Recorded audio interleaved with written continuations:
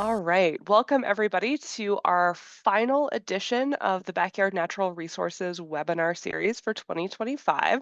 We're so happy to have you all joining us live on Zoom. And just a note that if you missed any of the previous sessions, those will be available on YouTube under a playlist. And then we're also going to have a landing page with resources on the SDSU Extension website. So any of the links or, links to articles from previous sessions, you'll be able to sort of find that all in one place.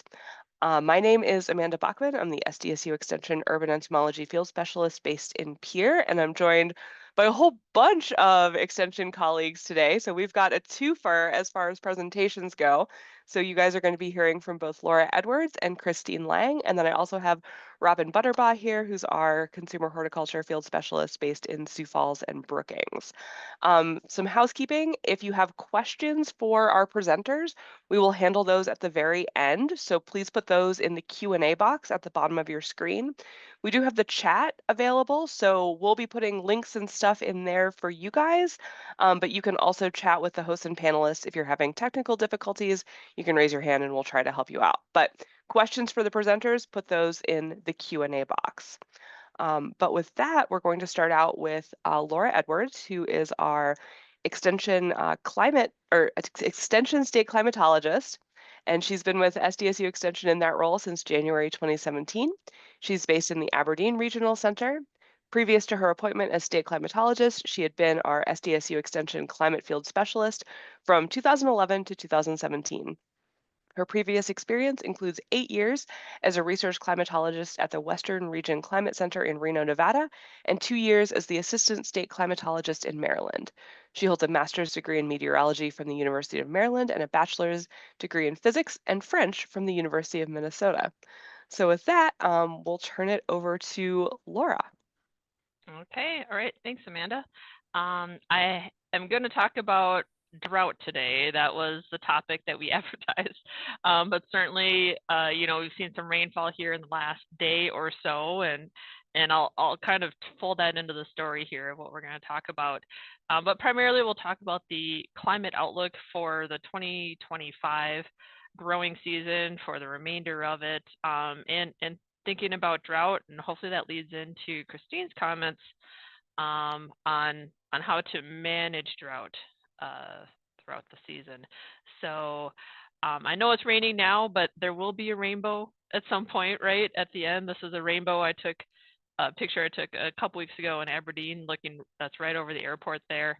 And so I know sometimes gloomy weather is upon us, but we'll see some really nice landscapes, I'm sure, pretty soon after the rain is done. And I know it's been pretty dry and dusty across the state here recently. So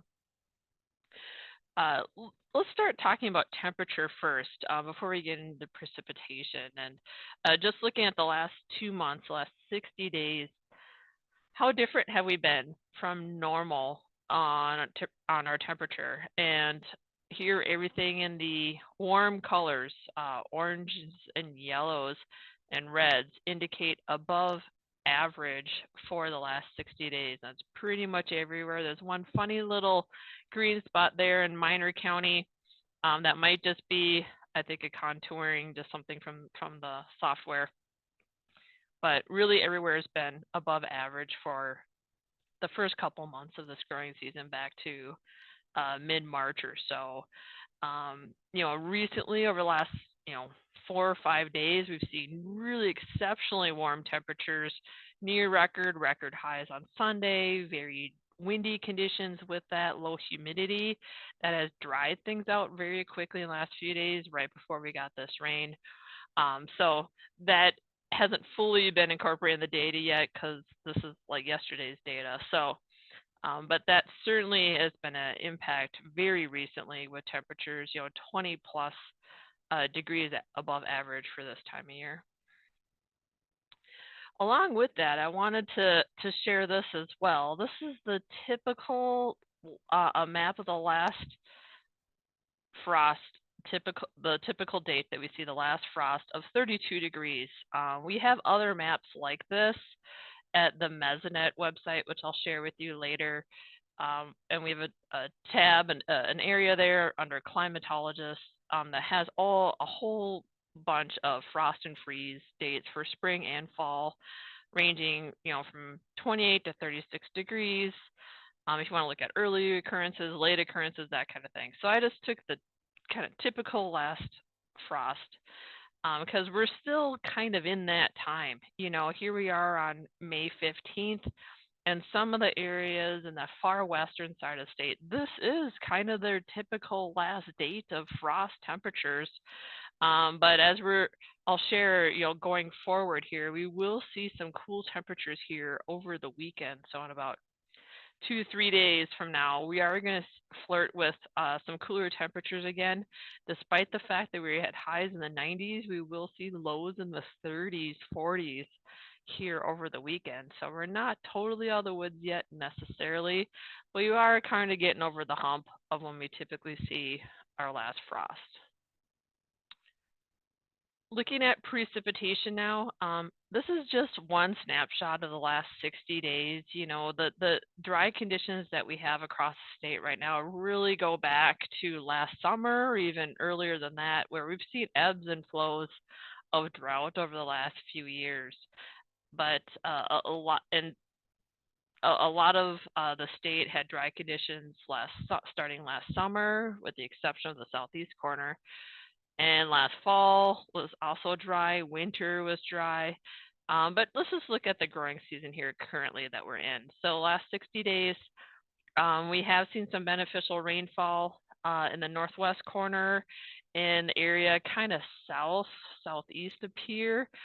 Again, this does not include what fell this morning. So this is up until, including yesterday's observations, yesterday morning. So this is going to change a little bit. But, May is one of our wettest times of year. April, May, June, those 3 months together comprise about 40% or so of our annual precipitation typically, depending where you are in the state. And so typically in May, for most areas, we expect about 3/4 to an inch of rain a week. And this last week and a half or so, basically since the first couple of days of May, it's been really dry here. So we're kind of falling behind a little bit until just the last day. Kind of going off of that, looking ahead towards June, and this is just the one I'm going to show. I'm not going to show this for every month. But again, looking at what's the contribution typically of June precipitation to the annual total. Looking at our full climate history on the left, 1895 to 2022, that's the most recent data I had, 128 years of record. If you look at that much time, most of the state, it's about 17 to 20%. That's a darker green. On the left, those darker green areas in the west, central, and northeast, about 17 to 20% of our annual precipitation comes typically in the month of June. The Black Hills and more of the east central southeast, more in that 14 to 17% range, about 15%. So still, that's a pretty hefty amount for the year overall. When we look at the right side, that's just looking at a more recent 15-year period, and really kind of similar numbers. The Northeast, maybe June is not contributing as much to the annual total, but maybe like 10% or so, 10 to 12%.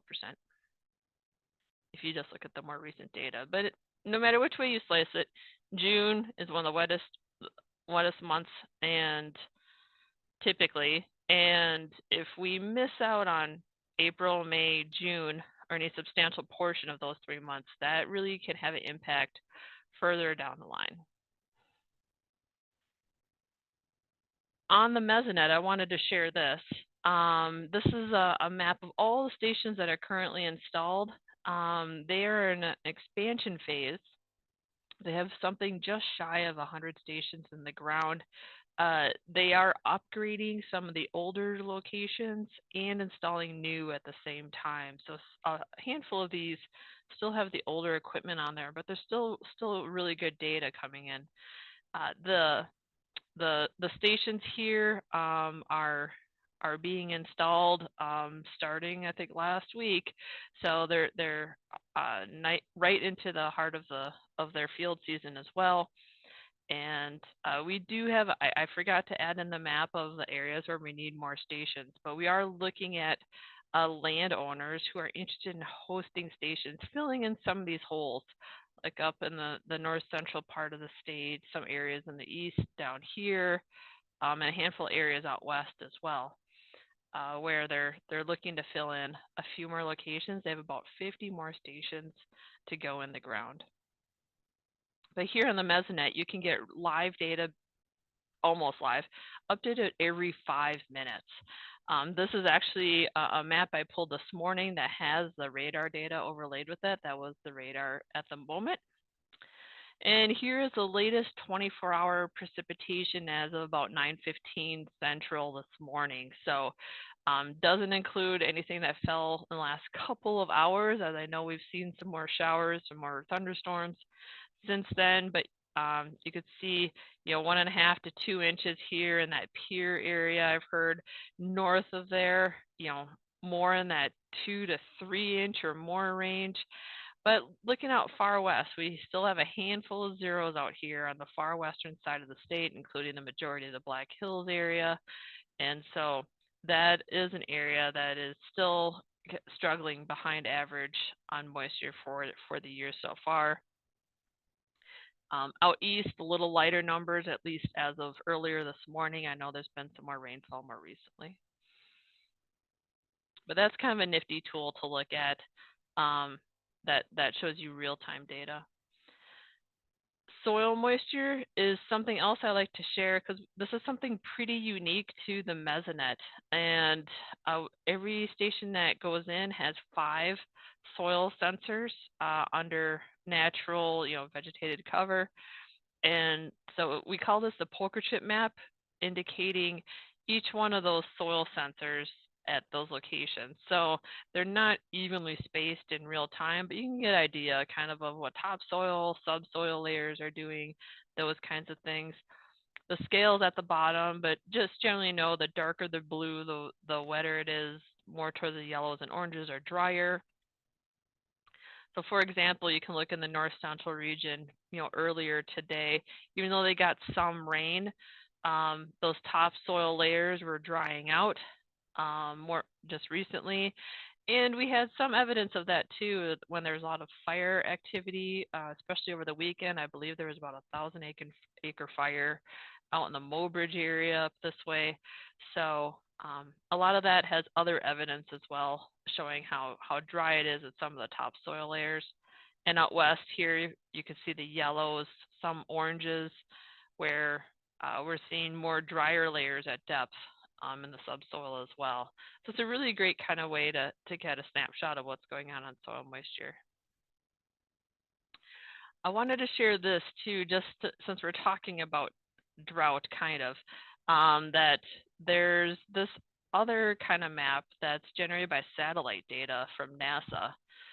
The model, they use the data from the satellite and they put it into a computer model to estimate the soil moisture in the top 2 meters, about top 6 feet or so, and indicating, pretty dry conditions in that far southwestern corner, and kind of scattered, more general dry conditions in the east as well.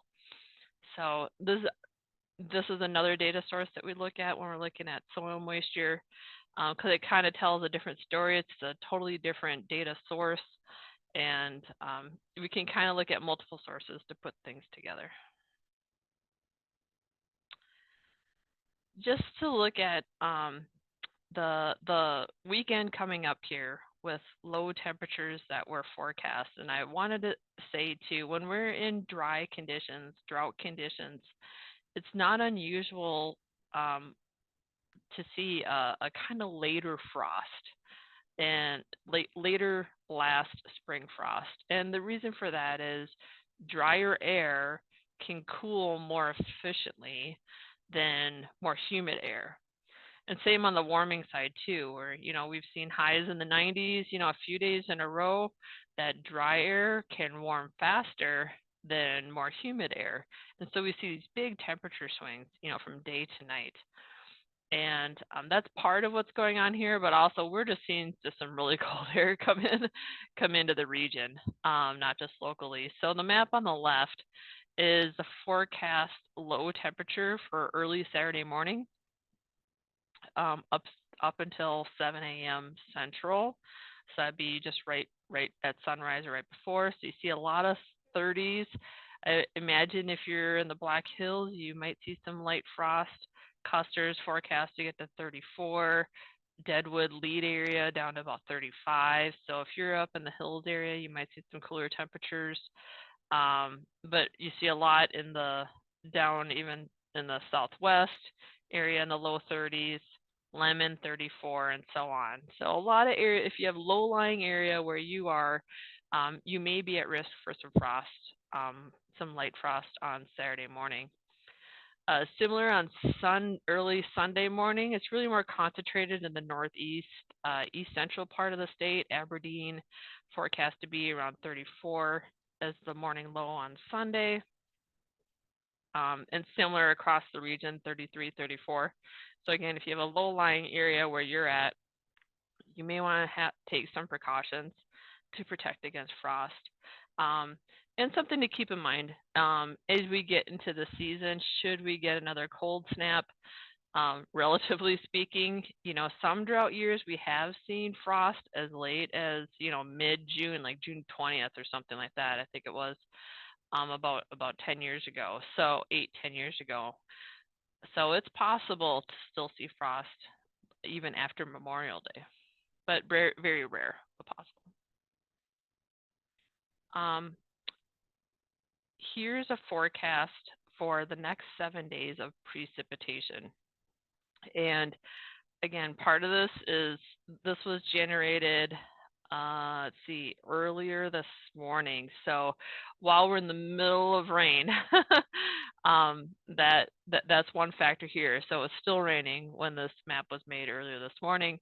But certainly over the next 7 days, we see some pretty good chances today, tomorrow, and then early next week again, of some pretty good shots of rain. So we're looking in those purple to red colors. We're looking at 1.5 to 3 inches in the next 7 days. So that's something above average for a week of May in South Dakota, but we have a little ground to make up, right? So we really have to. I hope we can get this rainfall and get that held in the soil to save for later in the growing season when we need it. Looking out a little further here, 6 to 10 days out, so about a week to a week and a half out. Looking on the left first on the temperature side, the models and the forecasters are still favoring below average temperatures here for the next week and a half or so. And again, like I showed in that 7-day rainfall map, generally favoring wetter conditions as compared to average in that same period. So those two seem to go together pretty well. It looks about what we're seeing in the forecast already. 8 to 14 days out, again, this is from NOAA's Climate Prediction Center. We start to see a pattern change now with warmer temperatures over the west, that cooler area favored with the Great Lakes and Ohio River Valley, and South Dakota is kind of stuck in between. So western areas have a little higher chance of seeing warmer temperatures. Eastern areas have a little higher chance of seeing cooler temperatures. So we're kind of in that transition period when we look out 1 to 2 weeks from now. On the precipitation side on the right there, you also see odds leaning towards drier conditions around that time. So after we pass this next 5 to 7 days with pretty active weather, things are going to quiet down after that for about at least another week after that, as we get into the end of May, last third of May or so. Hot off the press today was the June and the seasonal climate outlook maps from NOAA's Climate Prediction Center. And starting with the temperature on the left, this is just for the month of June now. does favor warmer than average temperatures for the month of June. So the cool period that we're seeing now isn't going to stick around. We're going to see a likely warmer than average temperatures return, and in general, favored for the month of June. On the precipitation side, on the right, looks like really drier conditions favored over the Rocky Mountain region, kind of clipping that southwestern corner of South Dakota. I don't know that you can take that line too literally though, but just to know that to our west, generally favoring drier conditions. The rest of the state in that white color, equal chances of wetter, drier, or near average for precipitation for the month of June. So that generally means there's a lot of mixed signals in the computer models, not really narrowing in on wetter or drier necessarily for the month of June. Looking out for the next 3 months overall, so June through August here, we see, again, temperatures favoring towards the warmer side of average in the oranges and red colors, really almost everywhere across the country. And along with that on the right, then we see even higher chances of drier conditions compared to average for those 3 months in the heart of the summer for June through August. So if you recall the map I just showed before for June, there was a little bit of uncertainty in the precipitation side of things, but they have higher confidence here, especially if you include July and August. And this is pretty interesting in that this is a pattern that's been picked up by the computer models and the forecasters for several months now, all the way back to probably last fall. We started seeing hints of drier conditions this summer, and that's been very consistent throughout this whole winter and spring season. So something to be prepared for. You may need to water a little more, keep an eye on things a little bit more. If you're looking at more like pasture, open field type of situation, things might go dormant. You might see dry down a little earlier in some of the grass species, those kinds of things. So something to keep an eye on. With the warmer temperatures also, we'll see growing degree day units accumulate a little faster than we typically do as well. So things might progress a little faster just due to the temperature side of things. And the last map I wanted to show you was looking out at the end of the season, just to tell you that it's anticipated that these dry and warm conditions are going to hold basically through the rest of the growing season into the fall. So this is August through October. Similar story, slightly favoring towards warmer, not as high confidence on the temperature side, but we do still have a little bit higher confidence on the precipitation side, especially over the Dakotas here, favoring those drier conditions. So not to say, that between this whole summer and fall that we won't get any rain at all, but we're really going to rely on timely rains to carry some of our more cultivated garden, backyard plants through the season. So that's something that I know Kristine will be talking about as drought conditions look like they're going to re-emerge or re-intensify following the dry period that we've been in. And we've seen a little bit of reprieve, but I think we're going to return back to those dry conditions. And I just realized I did not share the U.S. Drought Monitor in any of those graphics. So I'm gonna quick pull that up for you guys. See if I can find that here.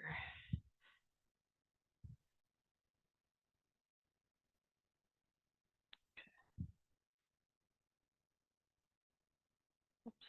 Okay. And I will just share that map quick.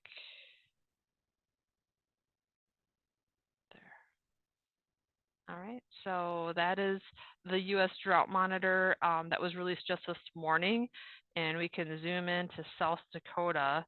Every part of the state is either in dry or drought conditions. So the dry is the yellow, and a lot of those areas just improved over the last, 6 weeks or so, given some earlier season rainfall. I think we were kind of at a tipping point where things could have gotten really worse here, but the rain today has really helped, and in the next few days. So we'll see if they have further improvements or hold things kind of steady or status quo in the next week, kind of seeing what the benefits or impacts might be of the recent rainfall. But again, that southwest area really is kind of a hot spot, and several other areas around the state. Still, we're keeping a close eye on drought conditions statewide. So that's all I have to share for today. I did see there's some things in the chat, so I'm not sure, Robin, if that's anything that. We've got some links in the chat, like to the drought monitor, but we'll keep an eye on any questions for the very end, but I'll turn it over to Robin. All right, thank you. And now we're going to hear from Dr. Kristine Lang about how we can prepare our gardens for a drought. So Kristine Lang is an SDSU assistant professor and extension consumer horticulture specialist based in Brookings, South Dakota. She has her PhD in horticulture and sustainable agriculture from Iowa State University, and her horticultural career has included working in private sector, university, and nonprofit organizations across 4 different Midwestern states. Kristine currently collaborates with South Dakota farmers, gardeners, and organizations to conduct research and outreach on Northern Plains high tunnel management, suitable cut flowers for South Dakota, and integration of cover crops and tillage reduction practices for vegetable production. She is a former co-leader of the South Dakota Local Foods Coalition and a current board member for the South Dakota SARE Advisory Board and the Practical Farmers of Iowa. So welcome, Kristine, and we're all looking forward to hear about how we can kind of mitigate some of these dry weather conditions in our gardens. Well, thanks to Robin and Amanda for having me, and thanks to Laura for teeing us up so nicely for today's discussion. You might be wondering, like, why is she showing you a picture of her old bed sheets over a raised bed? And just like Laura indicated, I think we're going to want to keep an eye on the weather this weekend. So if you have some old bed sheets or old towels or old cloth, I would recommend covering your plants. I've already tipped my husband off that I plan to do so because I've got a lot of expensive transplants planted in my raised beds in my apartment. So I don't want to see them all lost. Now, if you don't have old bed sheets and towels and you're like, I have a tarp. That is better than nothing. But just remember that that cold seems to permeate that plastic more. So if anywhere where leaves are touching that cold plastic sheeting or plastic tarp, you do tend to still have some frost damage. Whereas we see less of that when we use cloth materials.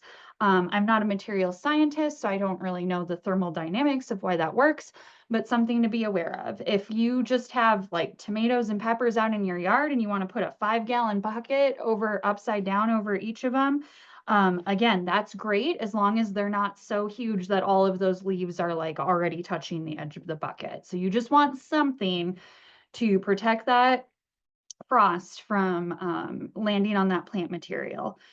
Things like basil are very, very sensitive. Things like basil and cucurbits. So if you haven't planted your cucumbers, watermelon, pumpkins, etc., don't do it until after this weekend. I am taking that approach when it comes to my research trials. So if you have things like peppers, tomatoes, any of those cucurbits, basil that hasn't been planted yet, just wait. If you're worried the garden centers are going to run out, purchase it, but keep it near a window or have it setting outside and bring it into the garage. But do something to mitigate damage. The last time I questioned a 38 to 36 degree event, we left all of our research pepper transplants outdoors because they were already hardening off and we lost the whole works. So I'm not messing around, and my advice to you would be take the time to cover the things and save your time and money. On that, let's completely pivot. So gardening in a drought. I haven't talked about this topic for a few years, so it was kind of fun to dust this off. I mean, it's not fun to think about drought, but I don't want folks to think it's all doom and gloom. I think prevention and planning right now could still guarantee a very nice, successful gardening season for you in 2025. So I'm just going to walk you through some of the things I have observed in prior years when we're dealing with drought. I want to share some solutions and things you should be thinking about now. And throughout this presentation, keep an eye on the chat. We're going to be sprinkling in links to articles because as Robin and Amanda know, if you give me 25 minutes to speak, I really have like an hour worth of stuff to tell you. So you're going to have to do some homework and reading after the fact.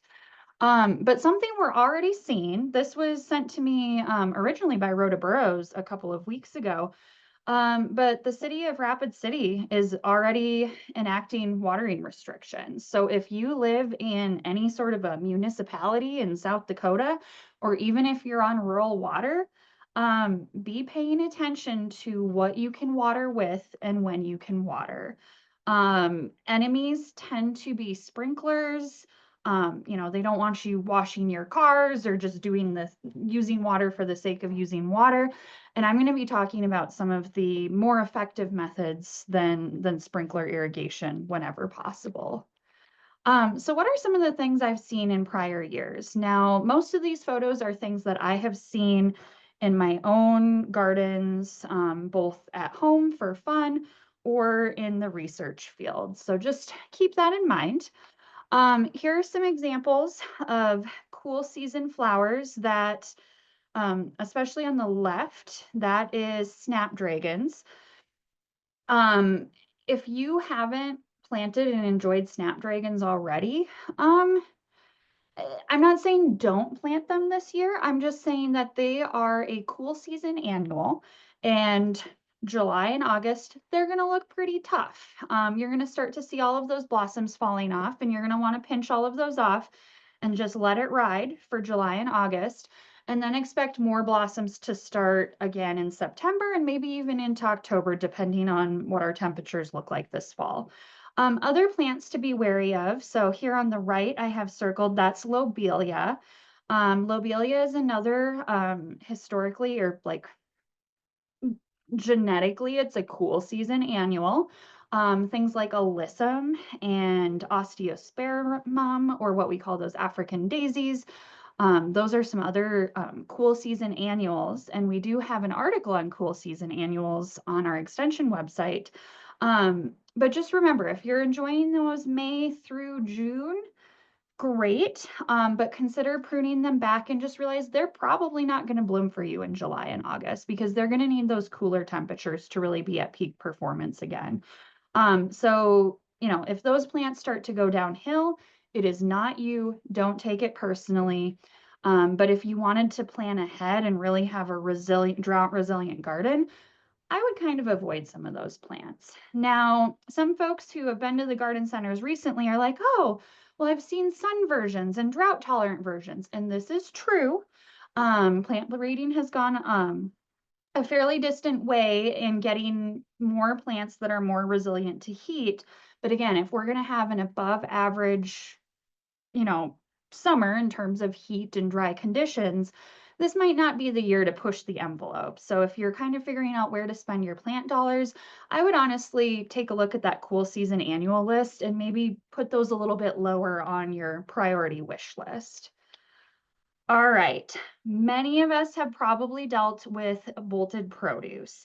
Now remember, with annuals, especially our annual herbs, things like cilantro, especially, I'm going to pick on cilantro especially because I love cilantro. But cilantro is actually a cool season plant, which I know is frustrating because you want the cilantro ready when the tomatoes and peppers are ready so you can make salsas and spicy tacos and all of the things with lots of great cilantro flavor. But the time to actually grow and get the best, most delicious cilantro is like right now. Whereas you're going to start to see this bolting, like you can see on the left, happen as things get warmer. So maybe consider making some herb ice cubes. There's different ways that you can suspend herbs in olive oil and save those for later. I'm going to leave that to the nutrition folks. But just be mindful that, again, it's not necessarily you. It's kind of a combination of the weather and the natural inclination of the plant.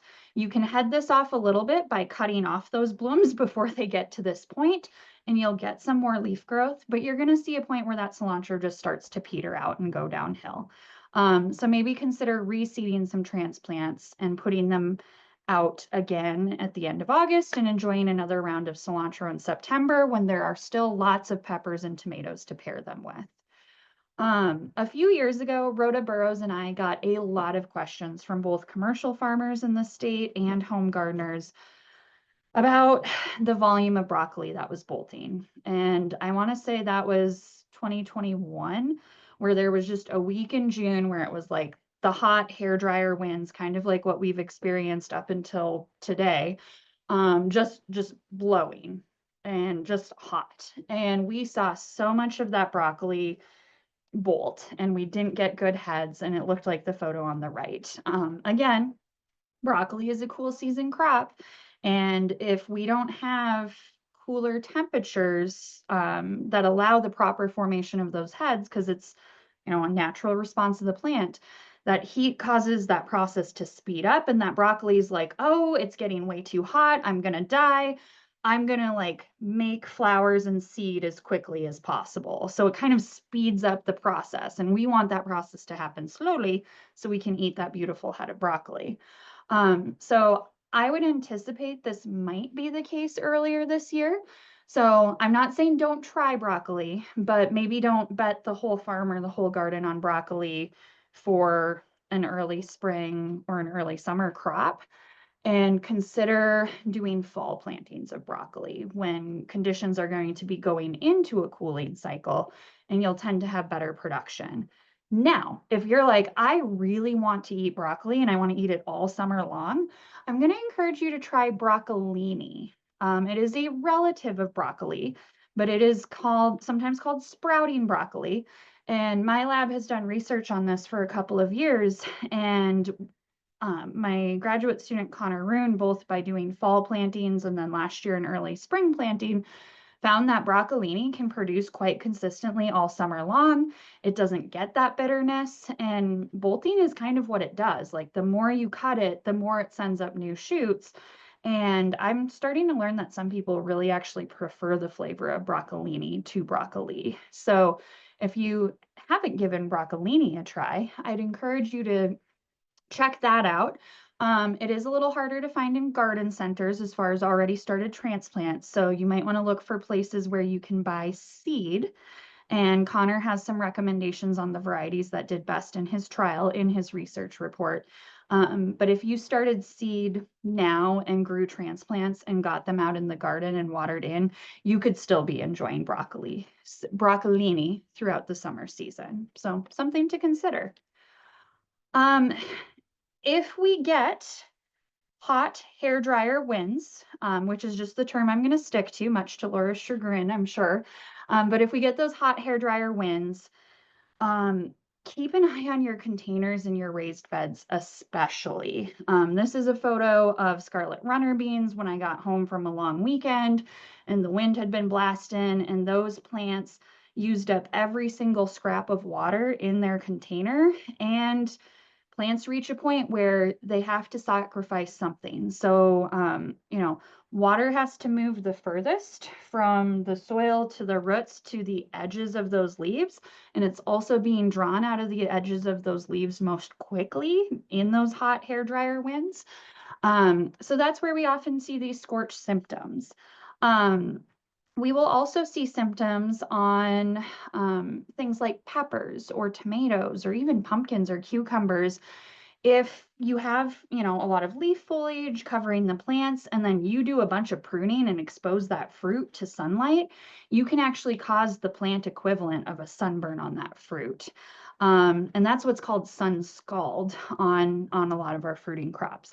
Or in the case of derechos, hailstorms, windstorms, if something in nature removes all of that foliage for you and suddenly exposes all of that fruit to sunlight and high temperatures, again, we can see kind of these white or tan, kind of sunken, mushy, gushy spots on your plant material or on your fruit. And again, those are examples of sun scalds. So the best way to prevent this is keeping things well watered whenever possible.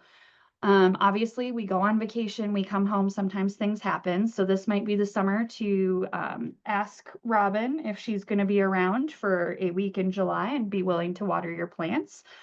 Just asking for a friend, wink, wink. Or considering timed drip irrigation systems or something like that. Or just planting less if you're going on a month-long trip because your plants are going to suffer. All right. I'm just going to give a heads up on this. We often get the questions for especially tomatoes. We'll get a lot of photos of what's happening on the left. And folks go, oh no, something's wrong with my tomatoes. They're dying, they're angry. My neighbor doused them in herbicide.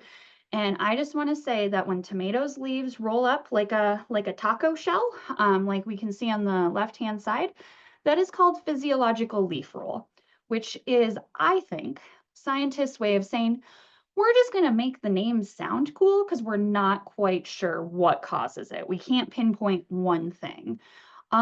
Sometimes high heat conditions or lower moisture conditions can cause this. We tend to see this type of natural leaf rolling in heirloom tomatoes versus some of the newer hybrids. But this is really nothing to worry about. That's just kind of something natural that the tomato plant does. And you might find when things cool down that those leaves will start to unroll and flatten out and look more normal. I also tend to observe it more on the lower leaves than the upper leaves. So this is really nothing to worry about on the left. Now, if you start to see fun, twisty, weird looking, funky tomato stems, it could be a virus, but it also could be possible herbicide damage. And when we do have high heat conditions and we're in an agricultural state, sometimes herbicides, whether they're sprayed on a lawn somewhere in your neighborhood or sprayed, on a field somewhere across the state, sometimes those herbicides can move. But a lot of the damage that I see and get calls about is self-inflicted. So be mindful of where your compost sources are coming from, where your black dirt is coming from, what you are spraying on your lawns. Be mindful of herbicide labels. Remember that the label is the law. And a lot of herbicides, you don't want to be spraying those over 90 degrees because they might have unintended effects on the grass that you're spraying them on. Or they might, again, move more easily and cause a bunch of damage to your vegetable and flower gardens. Rotaburros has a really nice article with more photos of damage and some tips and tricks for preventing that. But just be really mindful on hot days or windy days. Those are not days to be doing any sort of spraying of the dandelions in your grass. All right, any questions about this one, I'm gonna pitch to Amanda, but I just wanna share that in some of these drier years living in South Dakota, I have tended to spy more spider mites on my plant material, especially if we have a lack of rainfall. Rainfall is one natural control. It's not a miracle cure, but rainfall can help keep the spider mite populations at bay. So if we have extended hot, dry periods and we don't have rainfall, I've tended to observe both in my research and in my garden that spider mite populations get worse. If you see what looks like someone took a little pen of white and just dotted all over the leaves of your plants, it might be spider mites. If you're not sure, take a white sheet of paper and kind of tap the leaf and see if little specks fall on that piece of paper. And if you were to zoom in really close, you would see these little spider mites crawling around. So if the specks fall on your paper and start moving around, it's more than likely spider mites. If you start to see lots of actual spider webbing on your plant material, that's a really bad infestation, and a lot of your insecticide controls are probably not going to help you. And I would consider sacrificing that plant and removing it from the garden for the betterment of the rest of the plant population.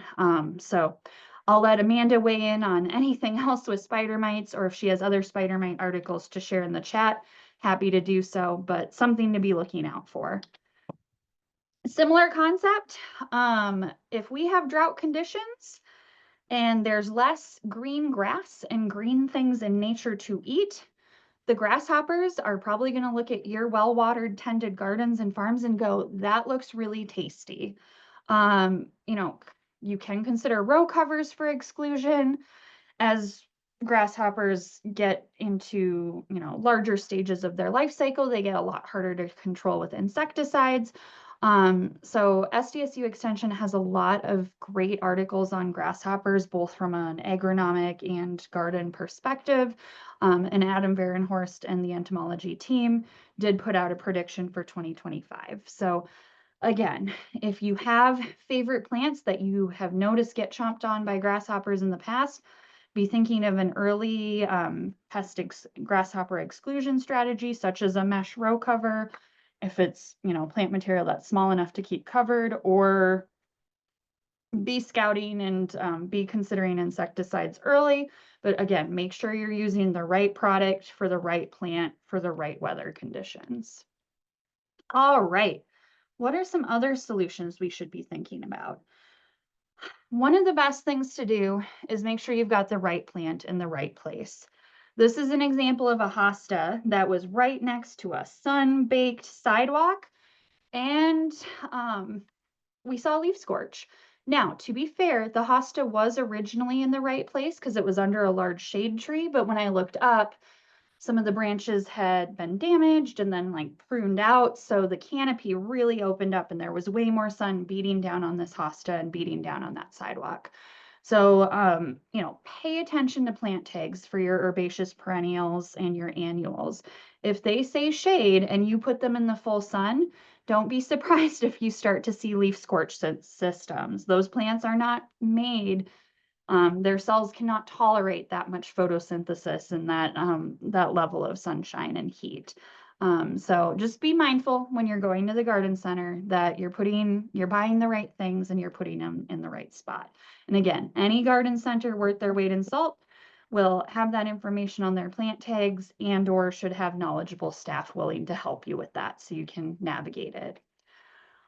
This would be the year not to overstuff your planter boxes. This is a great photo of yours truly gardening in her new planter boxes way back in 2021. And I put way too much stuff in this little tiny window box style planter. And I could not keep it watered to save my life. And I would come home every day after work and it would be droopy and sad looking. So, you know, consider giving your plants more room or planting a little less plant material, because you're going to have less plant material and less roots competing for water. This would be the year to take a look at your hanging baskets or your containers. And again, kind of reduce the plant to soil ratio. Or in a case like this was a petunia that came in a 10-inch hanging basket. So those green and white plastic pots we see at the garden center. And I just could not keep it watered. I live on a south-facing second-story deck where it gets the wind and the sun and I can grow beautiful full sun plants. But I couldn't keep it watered. So I took it out of that hanging basket and bumped it up to this 12 or 14-inch pot and got more soil, and I have never seen happier petunias. So just be mindful if you're someone who loves hanging baskets, consider looking at those 12-inch hanging baskets instead of the 10s, or, you know, just making sure you have something with enough soil so that you're going to be able to keep it watered. Being mindful that different plants have different rooting depths. One of the reasons that we can grow things like pumpkins and melons under more like dry land conditions or without as much supplemental irrigation is those plants can reach a lot deeper into the soil profile. So they can reach water that might be stored from a rainfall event like today, that some of our plants like lettuce or fennel or spinach aren't even able to access or reach that water because they just physically have shorter root systems. So this is something to pay attention to, and that was from a Waterwise Vegetable and Fruit Production Guide from 2013. But we haven't really learned many new things in terms of the depths of roots that vegetables have. When do plants need water, or vegetables specifically? Anytime something important is happening, typically the formation of the thing we like to eat. So lettuce is, developing a head, or cabbage is starting to develop a head, or your beans are starting to fill those pods. Those are all points where the plant is using a lot more energy to form those additional plant parts. And those are points where if they get drought conditions during those, you might not get many beans, or you might not get a nice head of cabbage. Now, we also know the closer we get to harvest with things like cabbage or tomatoes or cantaloupe, if we douse those things in water and they grow really rapidly because we doused them in water, you can also see those things split. So that's an example of, as we get towards harvest, too much water can be a bad thing. But in these early days, kind of June and July is when a lot of this stuff is happening for our summer crops. Those are the points where you want to be mindful of watering. I will just say that tomatoes, if they don't have enough water, or there's heat stress or some other environmental stress when they're flowering, they'll just drop those flowers. They'll just shrivel up those flower blooms and say, nope, we're not going to make as much fruit. So they'll kind of self-thin because the environment is signaling to them something is wrong and you're not going to be able to support all of this growth. This is just a calculation for folks when we talk about what does an inch per week actually mean. If we think about it in terms of our gardens, it's actually 0.63 gallons of water per square foot of garden. And gallons per minute, GPM, and gallons per hour, those are things that you might see. These are labels you might see on a drip irrigation system or a sprinkler.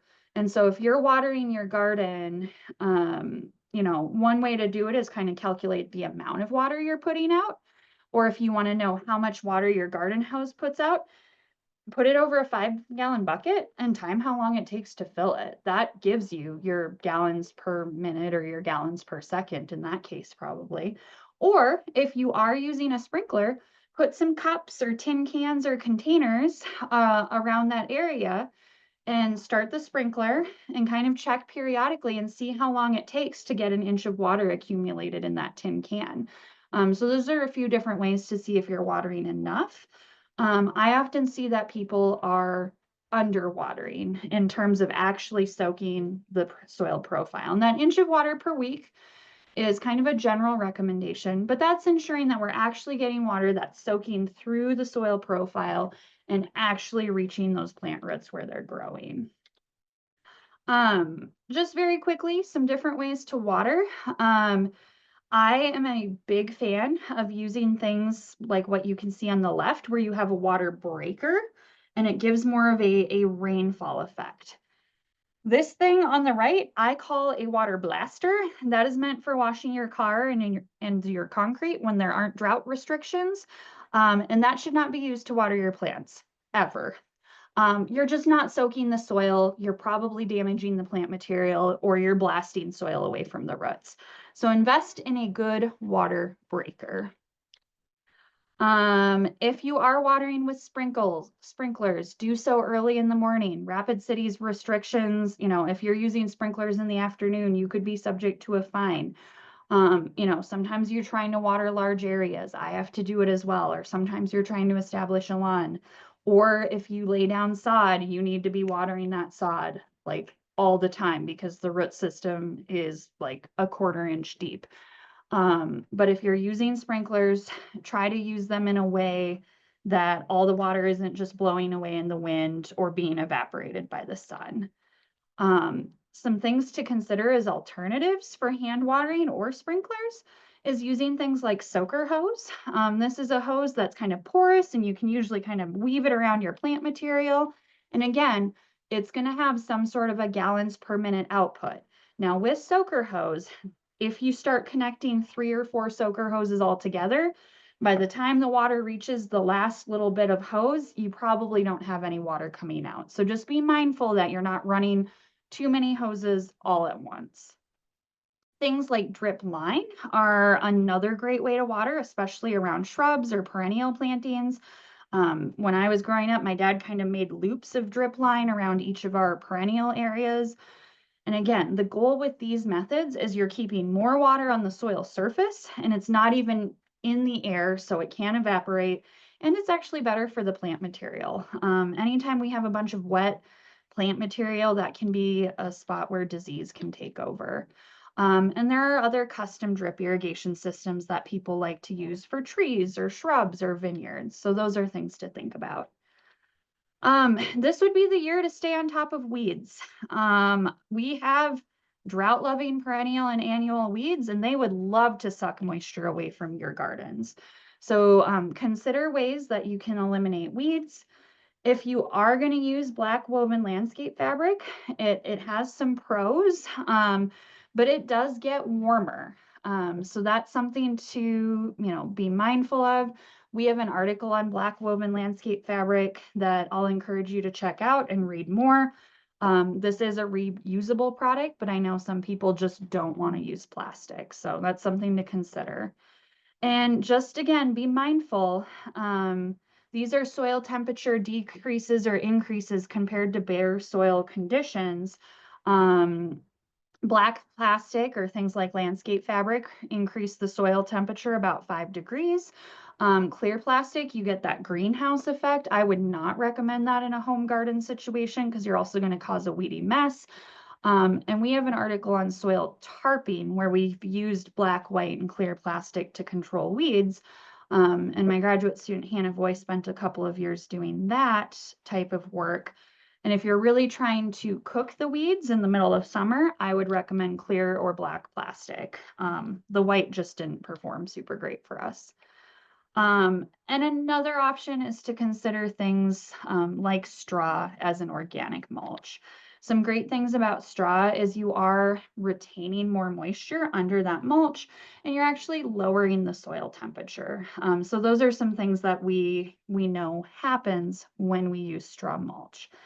Now, what I did this year was actually use kind of this is a picture of my garden like 2 days ago. In lieu of straw mulch, I had so much leftover morning glory and scarlet runner bean tendrils that I kind of pulled all of that stuff off and just let it sit in piles on top of my raised beds over winter and gave the insects some material and stems to live in. So bonus points there.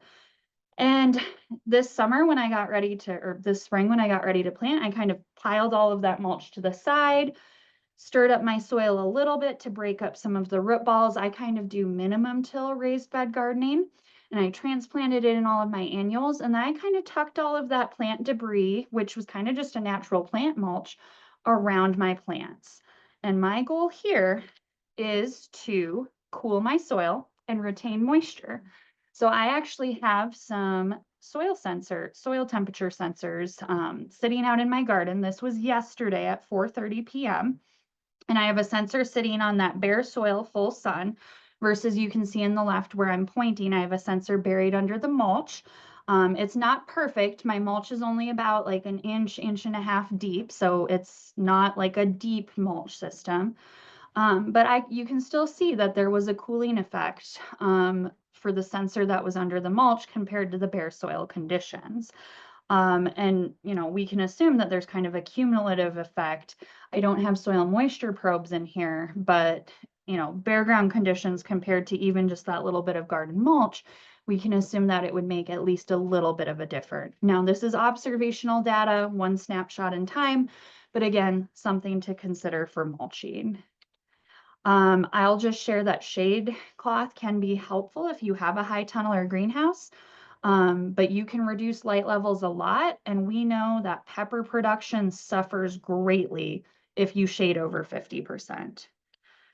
So I think the take-home message is, be patient this summer, plan ahead, be thinking about, implementing some of these more water-conserving strategies, avoiding sprinklers. If you do need to hand water, soak deeply. Don't be watering your lawn every single day because that's or your gardens really, because it's just gonna result in wimpy root systems that stay right here. So consider spreading your waterings out to every 3 or every 4 days. When you first transplant things in, water them every day, but by week 1 or 2 after transplanting out, start to tug on those transplants. And if they're fighting you, that's a sign that they're rooted into the soil and you can start watering more deeply and infrequently. And I just have to share to wrap up, for folks who know me and have seen me give presentations on container gardening, it is an exciting summer in the Lang household, just letting you know. I have spent 4 summers schlepping watering cans from my sink to my raised beds, anywhere from 10 to 20 watering can trips. And update this year, we finally got the hose faucet connection system set up. It's literally just a little adapter that connects a garden hose to a kitchen faucet.